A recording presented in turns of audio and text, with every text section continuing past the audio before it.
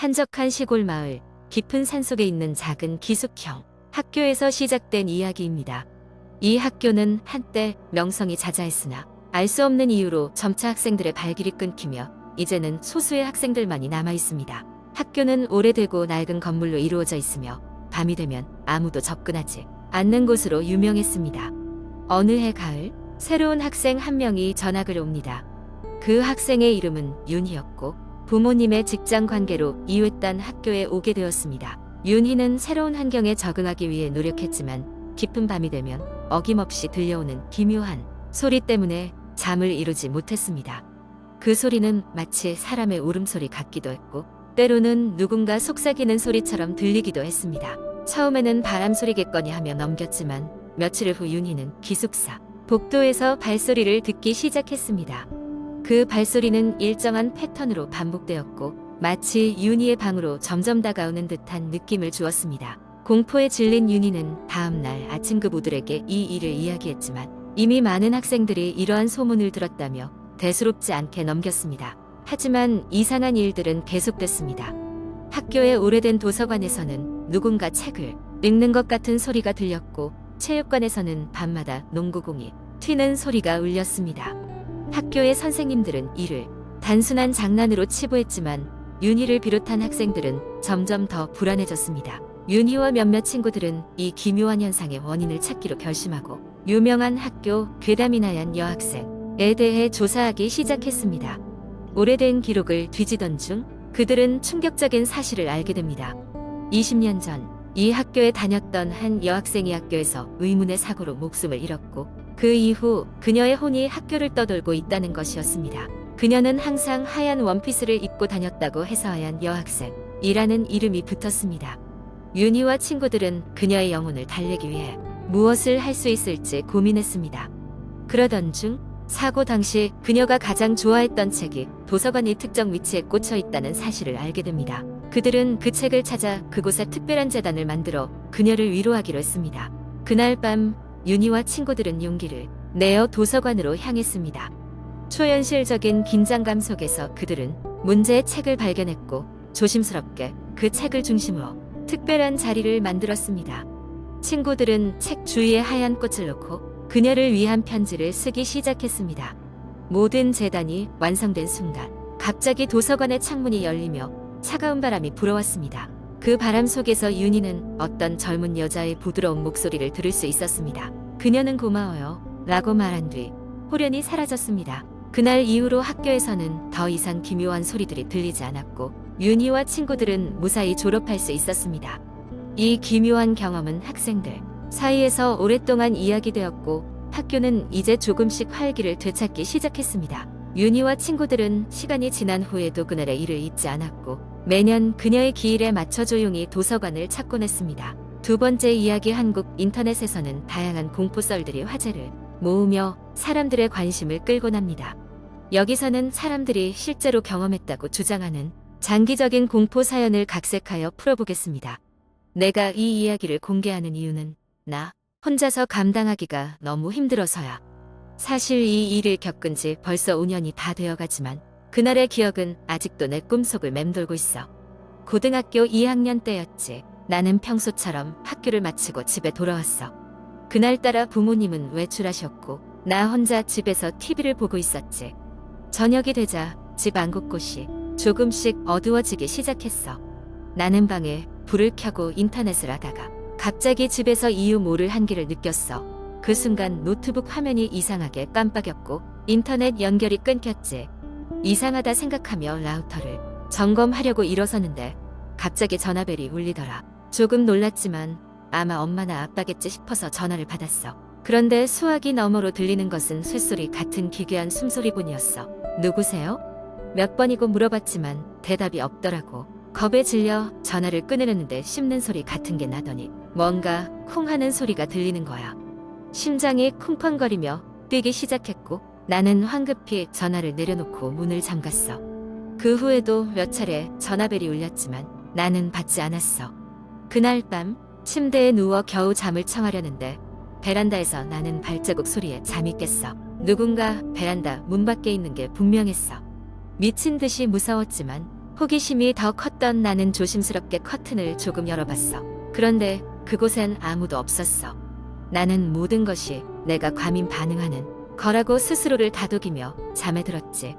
다음 날 아침 베란다에 나가보니 놀랍게도 유리창에 내 이름이 또렷하게 쓰여 있었던 거야. 마치 손톱으로 긁어놓은 것처럼 깊고 날카로운 글씨체로 말이야. 내 심장은 그대로 얼어붙었고 등골이 오싹했어. 부모님께 이야기하려 했지만 그 글자는 어느새 사라진 상태였어. 심지어 집안의 다른 곳에서도 비슷한 일이 벌어졌어. 벽에 자꾸 이상한 기호 같은 게 그려지고 창문이 저절로 열렸다 닫혔다 하는 일이 버젓이 일어났지. 그 일들은 계속 반복되었고 나는 더 이상 그 집에서 살 수가 없었어. 결심 끝에 가족과 상의하여 집을 옮기게 되었지. 집에서 살았던 몇 년 동안 그런 이상한 일들은 그때뿐이었으니 아마도 그 집에 무언가가 있었던 게 아닐까 싶어. 지금은 새 집에서 평화롭게 지내고 있지만 가끔씩 그날의 숨소리와 발자국 소리가 머릿속을 스쳐 지나가곤 해. 무언가 설명할 수 없는 기운이 내 뒤를 쫓는 듯한 느낌도 들고 말이야. 소름 끼치는 그 경험은 아직도 내 기억 속에서 지워지지 않고 남아있어. 언젠가 다시 비슷한 일이 일어나지 않을까 하는 걱정도 종종 들고 말이야. 혹시라도 비슷한 경험을 한 사람이 있다면 나는 이해할 수 있을 거야. 우리 모두 알 수 없는 것들이 가끔씩 우리 곁에 존재할 수도 있다는 것을. 세 번째 이야기. 나는 서울의 한 오래된 아파트에 살고 있다. 이곳은 조금 낡았지만 교통이 편리하고 주변에 편의시설이 많아 나에겐 딱 맞는 장소였다. 하지만 이곳에 이사 온 이후로 이상한 일이 생기기 시작했다. 처음엔 작은 소리들이 들려오기 시작했다. 밤이 되면 천장에서 무언가 긁는 소리가 들렸다. 나는 처음에 그냥 쥐나 벌레가 있나 보다 했고 별로 신경 쓰지 않았다. 그러나 시간이 지나면서 소리는 점점 더 자주 들려왔고 더 무서워졌다. 소리는 이젠 천장뿐만 아니라 내 방 안에서도 들렸다. 어떤 날은 누군가 내 바로 옆에서 속삭이는 것 같았고 또 다른 날은 방문을 누군가 두드리는 것 같았다. 나는 그 소리가 바람 소리라고 해서 나 자신을 달래곤 했다. 그러던 어느 날 나는 퇴근하고 집에 돌아왔는데 문이 약간 열려 있었다.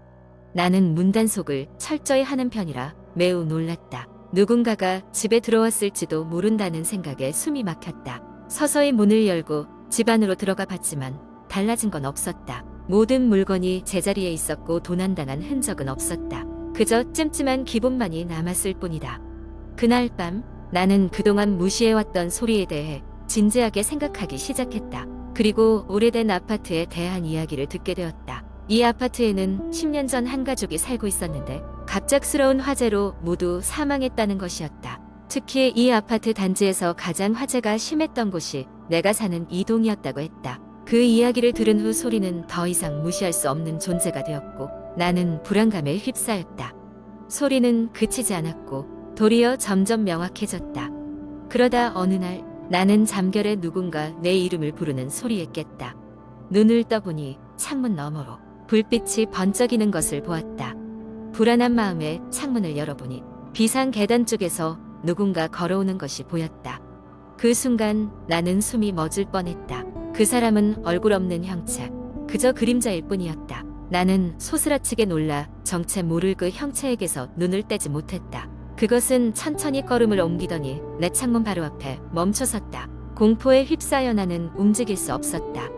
그 순간 그 형체는 유령 같은 속삭임으로 내 이름을 불렀고 창문 밖으로 사라졌다. 그 사건 이후 나는 집에서 나서 다른 곳으로 이사하기로 결심했다. 이곳은 더 이상 나에게 안전한 공간이 아니었다. 남아있는 동안 전등이 갑자기 깜빡거리거나 가끔 원인 모를 추운 바람이 방 안을 휘감았다. 이 집에는 분명히 뭔가 있었다. 진실이 무엇이든 나는 더 알고 싶지 않았다. 결국 이사를 하고 새로운 곳에서 다시 평화를 되찾았다. 하지만 가끔 저녁 시간에 천장에서 소리가 날 때면 나는 섬뜩한 기분이 들곤 한다. 그 소리는 정말로 내 뒤를 따라온 것일까? 내 이름을 부르던 그 목소리는 어디로 사라진 것일까? 나는 아직도 그 정체 모를 것들이 완전히 떠났다고 확신할 수 없다. 아직까지도 가끔은 낡은 아파트를 지나칠 때 창문 너머로 그 형체가 다시 보일 것만 같은 기분이 들어 순식간에 발걸음을 재촉하곤 한다. 하지만 다시는 돌아가고 싶지 않다. 그곳은 나에게 너무나도 공포스러운 기억을 남겼기 때문이다. 네 번째 이야기. 한국 인터넷에서는 다양한 공포 이야기가 회자되고 있습니다. 그 중에서도 특히 사람들 사이에서 인기를 끌고 있는 폐가 체험 이야기를 예로 들어 길게 작성해 보겠습니다. 도시에서 벗어나 시골로 들어갈수록 인적이 드물고 그만큼 오래된 폐가나 버려진 건물도 자주 발견된다. 친구 4명과 나는 심심함을 달래기 위해 인터넷에서 유명하다는 한 폐가로 모험을 떠나기로 했다.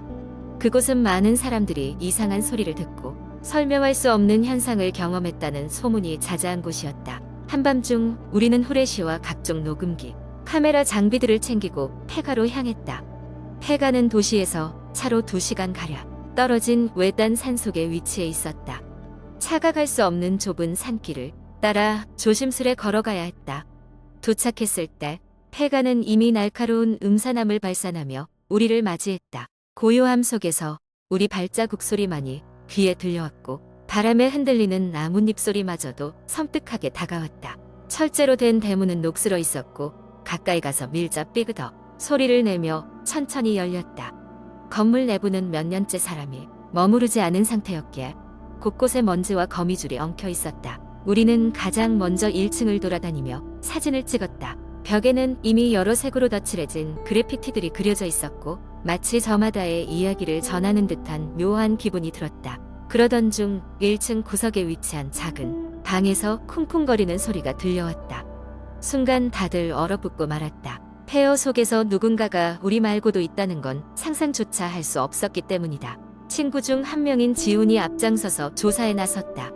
우리는 서로 어깨를 떠밀며 억지로 그를 따라 방 안으로 들어갔다. 방 안에는 무너진 가구들과 더불어 벽지 속에 그려진 다수의 손 모양이 우리를 응시하고 있었다. 지훈이 후레쉬 빛을 왔다 갔다 하며 방 구석구석을 비춰보던 중 마침내 소리의 출처를 찾았다. 그것은 다름 아닌 낡은 오르골이었다. 그러나 이상한 점은 우리가 들어오기도 전에 이미 오르골이 멈춰있던 것처럼 보였다는 것이다. 그러나 식은땀이 흐르는 왼손으로 오르골을 집어 올려 확인해보니 움직일 수 없어야 할 톱니바퀴들이 규칙적으로 돌아가면서 음악이 흘러나오고 있었다. 그때였다. 갑작스레 흘러나오는 음악이 변조되며 불길한 음색으로 바뀌었다. 공포에 질린 친구 하나가 발을 헛디디며 넘어졌고 그의 비명에 나머지 3명은 패닉 상태에 빠졌다. 후레쉬 빛이 흔들리며 벽을 비췄고 벽에 그려져 있던 손 모양들이 살짝 달라진 것도 같은 오싹한 착각이 들었다. 마치 더 가까이 다가온 듯한 느낌이었다. 우리가 정신을 차리고 황급히 그곳을 빠져나오려던 순간 2층에서 누군가 걷는 듯한 발소리가 들렸다. 당시 밤이 너무 깊어져 있었기에 상황을 파악하고 싶었으나 두려움이 커질 대로 커진 우리는 건물 밖으로 도망치듯 나왔다. 아무도 뒤를 돌아보지 않았다. 빠르게 산길을 내려오는 내내 누군가가 쫓아오는 환청이 들렸고 우리를 삼킬 듯한 어둠 속에서도 서두르지 않을 수 없었다. 집으로 돌아가는 차 안에서도 모두 침묵하고 있었다. 다들 그저 우리가 겪었던 일이 현실이 아님을 바라며 깊은 한숨을 내쉬었을 뿐이다. 밝아오는 새벽, 우리는 마지막으로 휴대폰을 확인했다. 벽지의 모습이 담긴 사진에는 본래 보이지 않던 실루엣이 잡혀 있었다. 당시 우리는 그 사건이 존재하지 않았던 기억처럼 지나갔으면 했다. 그러나 그날 이후로 폐가 근처를 지나칠 때마다 우리는 이상한 기운에 사로잡히곤 했다. 그날의 경험은 시간이 지나도 여전히 이해할 수 없는 미스터리로 남아 우리 마음 한구석에 자리 잡고 있다.